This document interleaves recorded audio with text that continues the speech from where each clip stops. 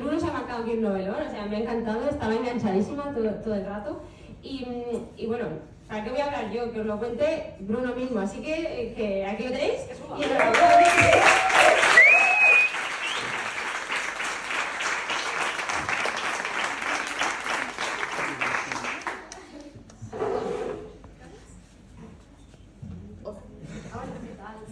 Me encanta la idea del cartel y ojalá haberla tenido para llevarla a la presentación. Sí, ¿verdad? Ojalá. Quería haberlo hecho, luego lo dibujo. Mira, mientras le hacemos la entrevista puedes ir dibujando aquí. Si no la Sí, pero para que ella tenga... Porque hacemos esto, lo de entrevista cruzada, para no enterarnos de nada. Yo me he decepcionado un poco de que no vaya a ser en inglés. ¿Cuánto tiempo tenéis? Google Translate, a ver. Os voy a hacer la presentación, no va a ser en inglés, ya lo siento. Bruno Puelles es escritor, corrector y traductor. Ha escrito Simbiosis, finalista del Premio Minotauro en 2020, además de las novelas cortas María Oscura, finalista del Premio Novela Corta de Terror Ciudad de Utrera, y Nistagmo, mención especial del jurado en el Premio UPC de Ciencia Ficción en 2019. Además de la fantasía urbana juvenil, el ciclo de vida de la mariposa nocturna, ha escrito guiones y obras de teatro, creó y coordinó la revista de ciencia ficción, fantasía y terror Opportunity, perteneciente a Pórtico, y como hemos dicho, el libro La ciudad de los mil ojos tiene el premio Kelvin Juvenil 2023. Así que otro aplauso, por favor.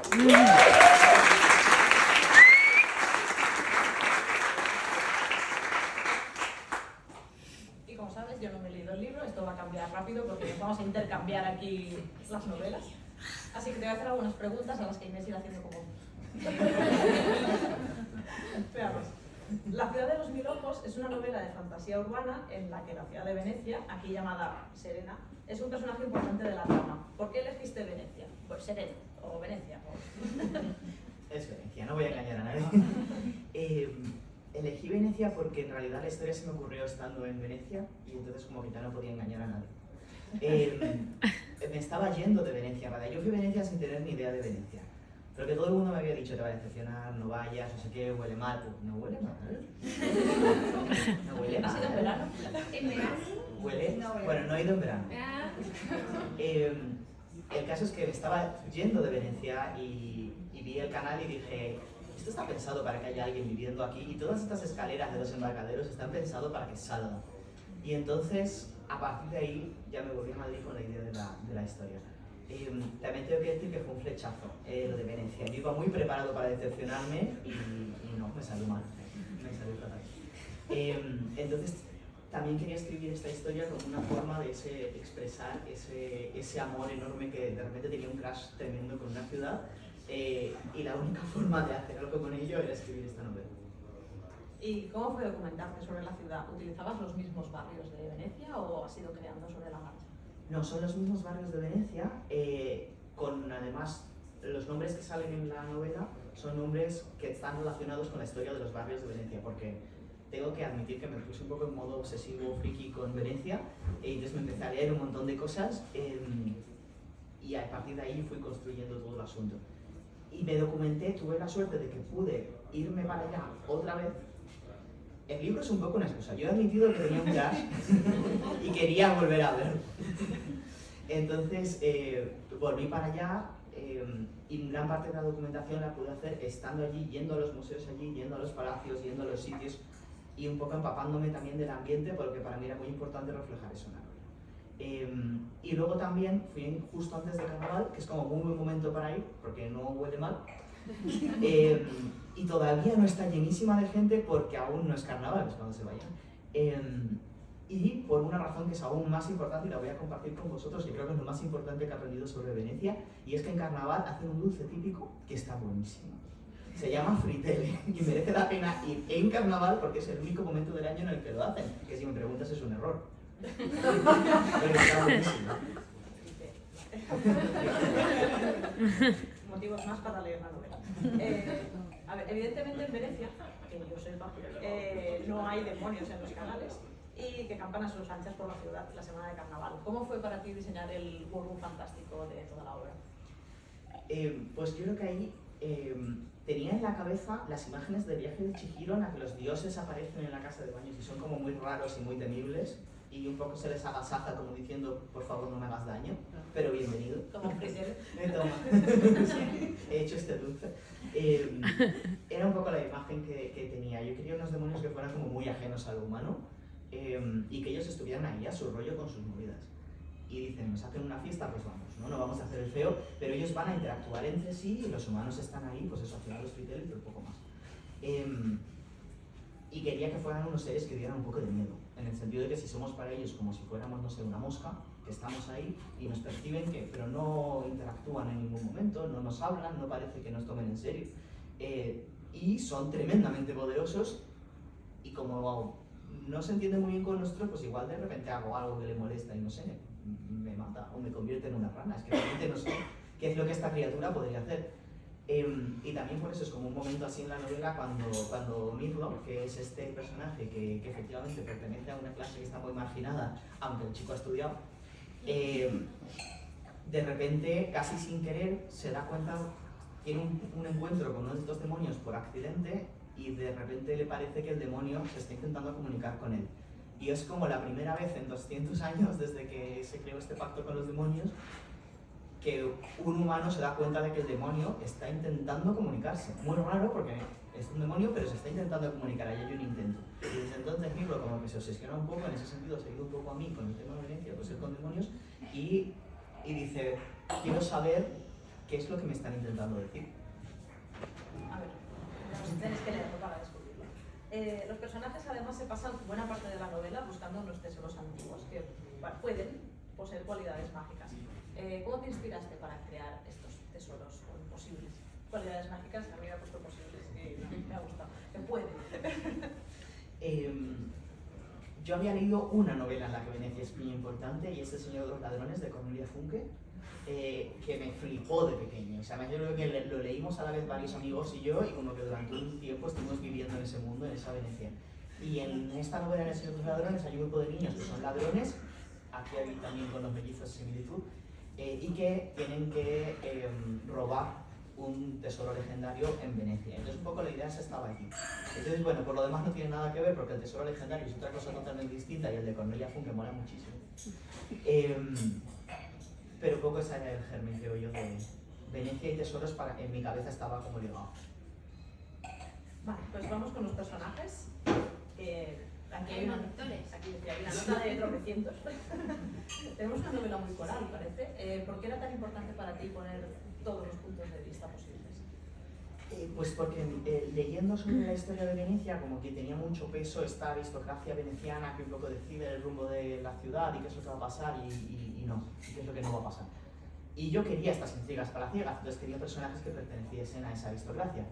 Pero si todos los protagonistas hubieran pertenecido a ese grupo, hubiéramos tenido una imagen muy pequeña de este mundo. Solo hubiéramos visto una cara de la ciudad, que en realidad es una cara que es una minoría, muy minoría la que ve esa cara. Y yo quería mostrar las otras fases. Entonces quería a los mellizos que conocen del resto de la Serena, la conocen muy bien ellos porque se la pasean a diario. Y por otro lado, Mirlo, que es de otra minoría opuesta a la de la aristocracia, porque son esta clase, este grupo de personas que son descendientes de aquellos que no eran de la ciudad en el momento en el que se bloquearon las fronteras. Entonces se han quedado atrapados dentro. Y son un poco los de fuera, y además, como hace falta echarle la culpa a alguien, los de la ciudad un poco les culpan a ellos de por vuestra culpa se produjo el bloqueo. Y entonces, pues por mucho que sean una gente que efectivamente además hablan varios idiomas, porque a los otros se los han hecho piña y se han ido enseñando unos a otros y efectivamente se han preocupado de un poco guardar lo que les queda de sus respectivas culturas, idiomas y alfabetos, y bueno, y por tradición oral, transmitiéndose lo que pueden. Pese a todo, son tremendamente discriminados, no tienen muchísimos derechos que otras personas sí tienen en la ciudad. Por ejemplo, no tienen derecho a tener dinero, no tienen derecho, a poseer nada, con lo cual sí pueden trabajar. Entonces es más bien todo un poco por trueque, porque tú trabajas para mí y entonces yo te doy alojamiento, pero claro, están atadísimos a las personas que les pueden ofrecer trabajo, con lo cual, pues eso, es una desigualdad enorme. Y hablando, siguiendo un poco con los personajes, ¿cuáles son tus favoritos y cuáles odiaste más escribiendo la novela? Pues mi favorito es Mirlo, y por eso también sufre muchísimo, porque los escritores hacemos eso. Pero sí, Mirlo es el que más me gusta. De hecho, antes de empezar a escribirla, estaba documentándome en Venecia y estaba aprovechando para grabar un montón de vídeos para usar luego yo como referencia. Pero también me he pedido a la editorial, hombre, ya que está, graba vídeos hablando de los personajes de no sé qué en Venecia, o sea, en plan con una gondola de fondo y tal, luego los subimos a Instagram. Y yo salgo en esos vídeos sin haber empezado a escribir la novela diciendo mi favorito es Mirlo, o sea, no me escondo. Y el que más odié, que es un poco amor-odio, fue Valdicere, porque en un principio yo soy muy mapa y escribo escaletas detalladísimas antes de empezar a escribir. Había escrito mi escaleta súper preparada en la que Valdicere era un interés amoroso súper secundario. Y entonces iba a empezar a escribir y fue como, no, esto no puede ser, no, el personaje como que no cuadraba en ese rol. Y dije, bueno, pues nada, pues es el villano. Y reescribí toda la escaleta con una historia distinta en la que Valdicere era el villano. Y fue como, no, tampoco. Y ya fue como, bueno, vale, es el protagonista, eres el protagonista, ¿qué más quieres? Déjame en paz. Y lo tuve que reescribir una tercera vez, con lo cual esto fue muchas semanas de trabajo solo en hacer una historia que le gustase al niño y finalmente me pude empezar a escribir y efectivamente pues es uno de los protagonistas que tiene todavía muchísimo de villano porque ha acabado heredando parte de y sigue siendo un interés amoroso también, pero sobre todo es protagonista, que eso era como muy importante para él. Es un personaje como muy egocéntrico, que tiene las ideas muy claras, que consigue lo que quiere y un poco como se portó conmigo, digamos, luego se porta en la novela, con lo cual, bueno, todo lo malo que me hizo trabajar muchísimo. Lo bueno, que un poco eran estos personajes que como que vienen hechos, entonces tienes como que fluir con ello, lo cual fastidia, pero por otro lado se escriben solos un poco. Entonces fue como, bueno, a partir de aquí hazlo tú, no puedo más. Y aparte de que un personaje se te saliera del mapa que tenías tan cuadriculado, ¿a qué otras dificultades te has enfrentado escribiendo esto? Bueno, esto es muy poco romántico y como muy práctico, pero la estaba escribiendo muy deprisa, porque yo la empecé a escribir en febrero del año pasado y la novela iba a salir en octubre del mismo año. Y entonces tenía que escribirla muy rápido porque en verano se paraliza todo, entonces tenía que entregarla antes de que empezase el verano y aquello era como una carrera. Y en medio se publicó Simbiosis, con sus consiguientes presentación, no sé qué, la feria del libro, y entonces como que acababa justo de empezar a escribir esta y de repente fue todo el lanzamiento de la otra, entonces tuve que parar, me costó un montón reconectar todas estas cosas que se te cruzan. Entonces bueno, es como muy prosaica esta dificultad porque no era de la novela en sí. Pero ahí fue como un mal timing. Y entonces, como eso me fue tan mal, lo repetí exactamente igual este año. De los errores se aprende. Exacto. Y de los planes editoriales también. A ver, como en una buena tragedia clásica, la trama se basa en enredos y malentendidos que hacen que los personajes tomen pésimas decisiones. ¿Has disfrutado llevándolos por el mal camino? ¿No te has apiadado de ellos ni una chispita de nada? Bueno, es que serían muy aburridos si no se equivocasen todo el rato. Creo que disfruté mucho, a lo mejor admito que con un poquito de rencor, de todas las malas decisiones de Valdicere. Antes te las has buscado. No haberte salido. Haber sido un love interest. Y luego, sin embargo, estaba como apostando mucho por otros personajes como Fiordelis, que es la hermana de Valdicere y se parecen mucho en algunas cosas, pero quizá puede parecer como un poco más, no sé cómo decir, como que tiene menos iniciativa para enfrentarse a las cosas que no quiere que pasen, como casarse con este señor, pero que en realidad simplemente es como más estratega y en el momento en el que tiene una oportunidad de tomar las riendas, hace mi momento y las toma sin dudar. Y yo ese momento lo disfruté muchísimo, como los dos íbamos esperando muchas páginas para esto. O sea que sí, me alegré de las meteduras de pata. O sea, tenías ahí jurada, vamos, desde el índice ya, pero bueno, Sí. vamos a flipar. Y me alegré mucho también de las meteduras de pata de los mellizos, porque son unos ladrones como muy de poca monta y de repente, por un terrible accidente, se generan la fama de ser muy buenos, mentira, y les llega un encargo de una cosa muy difícil, que es robar este tesoro.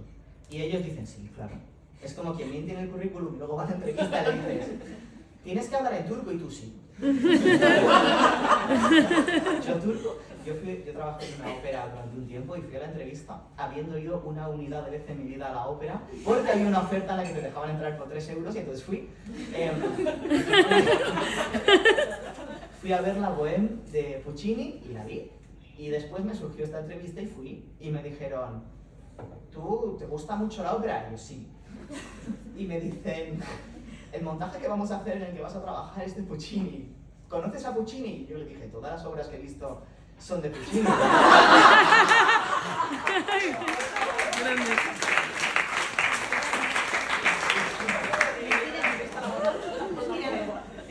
Me cogieron. Y los mellizos van un poco con esta energía por la vida y les sale muchas veces mal, pero yo creo que es muy divertido. A pesar de ser una novela de fantasía, tenemos una sociedad bastante tradicional y jerárquica que se sustenta en matrimonios entre miembros de la burguesía para perpetuar las riquezas. Perdón porque tengo que ir traduciendo también las de inglés, no las escrito en inglés. Pues. Esta la puedes cortar. ¿La puedo cortar? Esta cortará, porque luego me leí el final y ya no encaja. Ah, vale.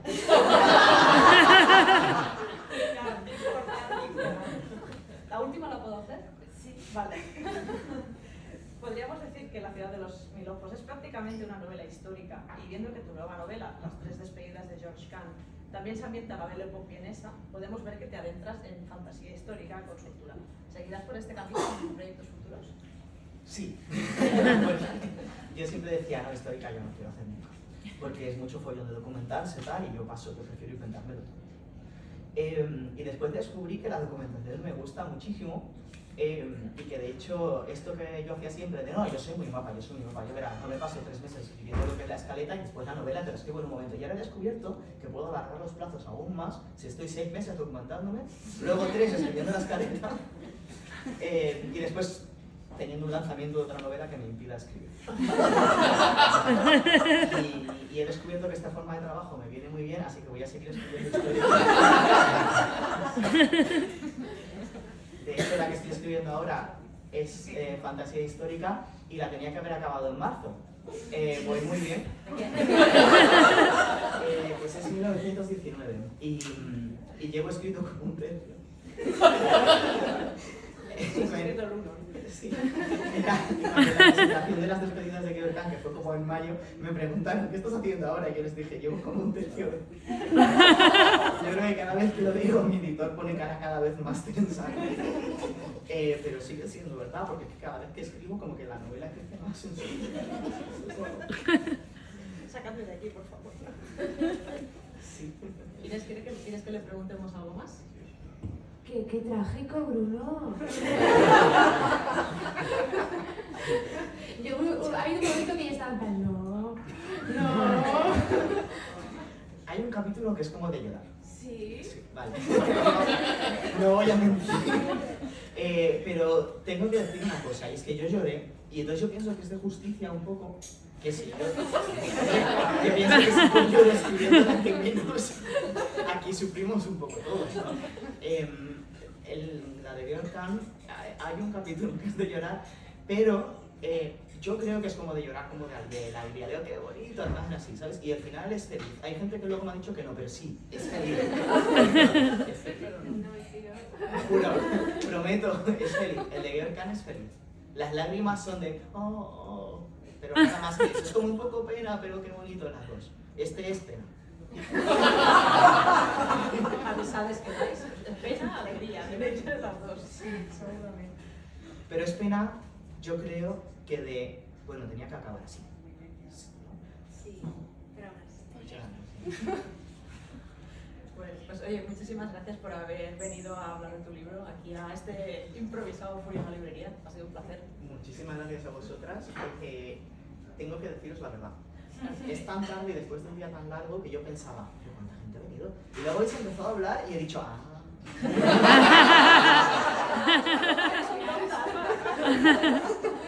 por eso han venido.